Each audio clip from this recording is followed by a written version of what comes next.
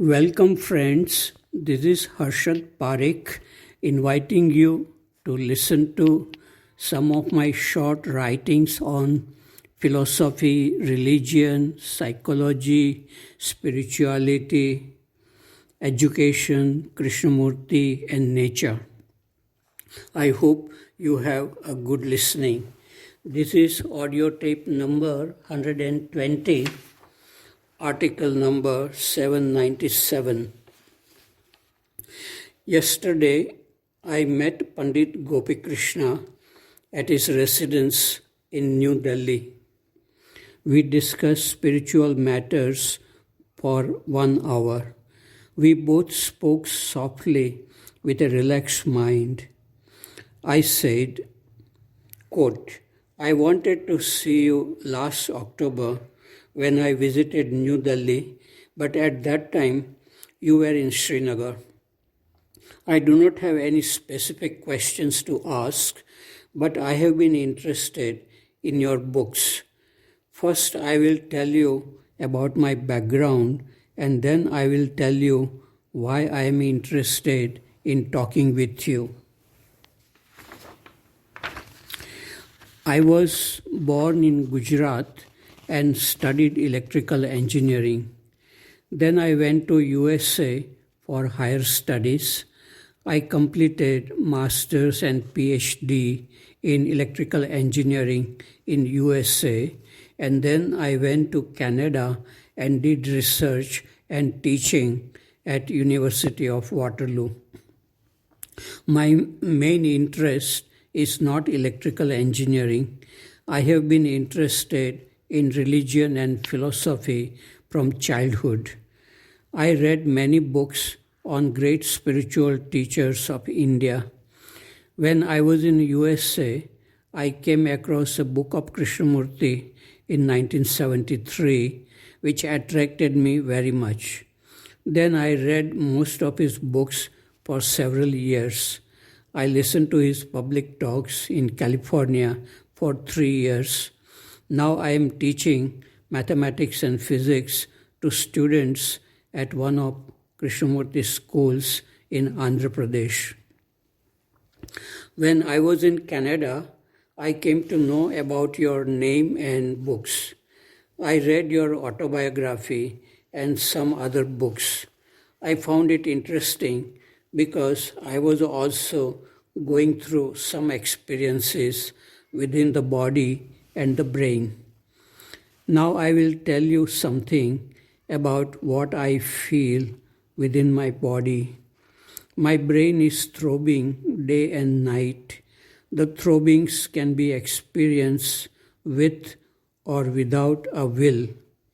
The pulses in the brain can be experienced strongly with a will.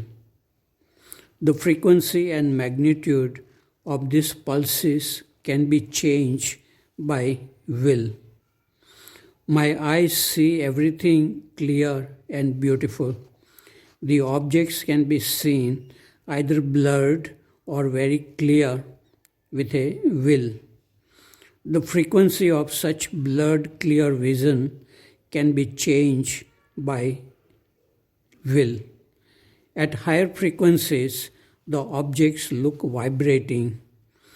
I asked a professor who was teaching perception at University of Waterloo about this kind of vision. He said that I had the capacity to control the focal length of the lens with my eyes, within my eyes.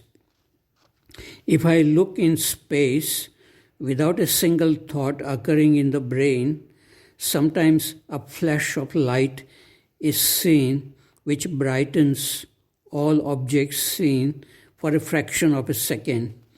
This cannot be done by will. This happens spontaneously by itself. Maybe you can throw some light on such experiences. Another thing I would like to ask you is about the mechanism of thought. Thoughts arise from memories which are stored in the brain. There are thousands of memories and experiences stored in the brain. then why at a given time only one memory operates? As for example, I remember a friend about whom I have not thought for years. What is the cause behind the operation of such thought? You write a lot about the evolution of humanity. You are saying that the whole humanity is evolving to a higher state of consciousness. But when I see what is happening in the world, violence, greed, conflicts, and corruption, how can I accept what you are saying? Gopi Krishna listened quietly. Then he said, quote, "Let us take this question about thought arising from memories. Human beings think differently than animals. Human beings have a will which animals do not have. That indicates that human beings have evolved to a stage higher than animals. However, the evolution is not complete. Humanity is still evolving toward a higher state of consciousness. People who have evolved to such a state see that thought is made from the same stuff as materials are made of. In higher states of consciousness, the observer and the observed are one, and they are part of the whole. Have you read all my books? I have written 14 books, and at present I am writing another book, The Shape of Events to Come. For the evolution of humanity, world war is inevitable." I ask, are you sure that there will be another world war? Do you think that the humanity will survive the nuclear war? Gopi Krishna said, I am sure there has to be one more war. During a nuclear explosion, tremendous amount of energy is released. In the same way, the next world war will release a great amount of spiritual energy. Humanity will not be destroyed completely. The intelligence which governs the universe will look after the survival of the race and its further evolution. Unquote. He said something about Krishnamurti. He said, quote, "Once I have met him in Sanan. He is an honest man and is indifferent to publicity. He is not like other spiritual teachers who gather disciples. But we have differences in our views. Rishis who wrote Upanishads also differed with each other." Unquote. We talked about the expression of higher states of consciousness. Mystics and philosophers use different words and ideas. I asked Gopi Krishna, what are the effects of true mystical experiences of higher consciousness? Gopi Krishna said, the fear of death vanishes. The person feels peace and happiness throughout his life. I said, I am not asking about the effects at personal level. What are the effects on humanity as a whole? We had enlightened men like Buddha and Mahavir in the past. What are their effects on humanity? Humanity is still suffering and religions have failed. Gopi Krishna said, children must be taught about the lives of all great spiritual teachers of humanity. They must be taught to be tolerant to all faiths of different religions. They must be taught the wholeness of life. This should happen at an early age because it becomes extremely difficult to teach adults about these things. Unquote. I said, that is what we are doing in our schools, Krishnamurti schools. We find it difficult to teach these things even to children. They are influenced by society. We teach that competition leads to violence. They understand this, but when they complete their high school studies, they know that it is difficult to live in a poor country like India without competition. Gopi Krishna said, "This kind of teaching must be done everywhere in the world." When I left him, he gave me 2 of his books as a present. I have good feelings about this man. He is sincere and honest. This was written in my old diary dated March 31st, 1981.